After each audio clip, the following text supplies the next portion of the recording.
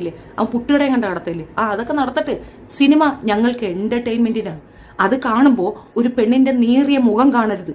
ദിലീപ് എന്ന വ്യക്തിയുടെ മുഖം കാണുമ്പോൾ അവനാൽ പീഡിപ്പിക്കപ്പെട്ട ഒരു പെൺകുട്ടിയുടെ മുഖമാണ് അതിനകത്ത് വരുന്നത്.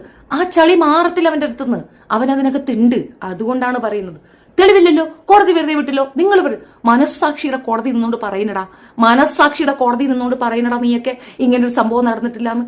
ആ പെണ്ണ് ഇത് അനുഭവിക്കേണ്ട കാര്യം എന്താ? ആരുടെ ഇരയാണ് അവളെ കൊണ്ടുവന്ന് ലാലിന്റെ വീട്ടിൽ കൊണ്ടുവന്ന് വിട്ടത്.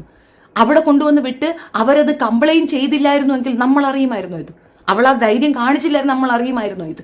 അവളെ നിരന്തരം ഉപയോഗിക്കാൻ വേണ്ടിയിട്ട്, അവളെ വെറും ഒരു സെക്സ് ടോയ് ആക്കാൻ വേണ്ടിയിട്ട് അവർ കളിച്ച കളിയാണത്. ഇത്രയും ചീപ്പ് പ്ലേ വേൾഡിൽ ആരെങ്കിലും ചെയ്യുമോ? അവനെ വലിയവനാക്കിക്കൊണ്ട് അവന് വേണ്ടിയിട്ട് വീഡിയോ ചെയ്തിടുന്ന ഇൻസ്റ്റാഗ്രാമിൽ അവനെ ബൂസ്റ്റപ്പ് ചെയ്യാണ്.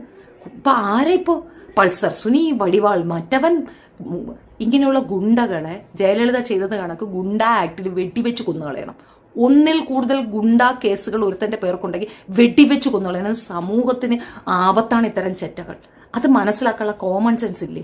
അത് ചെയ്യാതെ ഇതിനെയൊക്കെ വളർത്തി അങ്ങോട്ട് കൊണ്ടുവരികയാണ്. എന്നിട്ട് കുറെ കുറ്റങ്ങളുണ്ട്. ആ പെണ്ണിനെ ഒന്ന് ജീവിക്കാൻ വിട്ടൂടെ? അങ്ങനെ ഒരു സംഗതി നടന്നിട്ടില്ല എങ്കിൽ അവൾ എന്തിന് പരാതി കൊടുക്കണം? റേപ്പ് നടന്നിട്ടുണ്ട്, കുറ്റം നടന്നതായി ഞാൻ മനസ്സിലാക്കുന്നു. ഈ കുറ്റത്തിൽ ഗൂഢാലോചനയുണ്ട്, ഇവരൊക്കെ ഗൂഢാലോചനയിൽ ഇൻക്ലൂഡഡ് ആണ്, അതുകൊണ്ട് ഈ വിധി എന്നാണ് അതിനകത്ത് എഴുതിയിരിക്കുന്നത്. മാറ്റമൊന്നുമില്ലല്ലോ. എടാ, നിനക്കൊക്കെ തന്തയില്ലെന്ന് പറഞ്ഞ കഷ്ടാണടാ. നട്ടലുള്ള നല്ല നിലപാടുള്ള തള്ളയില്ലാത്തതിന്റെ കുഴപ്പമുണ്ടടാ. ചെരുപ്പിൽ തീട്ട മുക്കി അടിക്കേണ്ട കേസുകളാണ് നീയൊക്കെ. നിനക്കൊക്കെ അന്നം തരുന്ന, നിന്നെയൊക്കെ വീട്ടിൽ വരുമ്പം ആനയിച്ച് വീട്ടിൽ കയറ്റി കിടത്തുന്ന പെണ്ണുങ്ങൾക്കിട്ടാ പൊട്ടി കയറേണ്ടത്. അവർക്ക് ഇത് പറഞ്ഞ് മനസ്സിലാക്കി കൊടുക്കാൻ പറ്റുന്നില്ലെങ്കിൽ ലോകത്ത് ഒരുത്തർക്കും പറ്റത്തില്ല എന്നുള്ളതാണ്. എന്തിനും ഒരു നെഗറ്റീവ് വശവും പോസിറ്റീവ് വശവും ഉണ്ട്.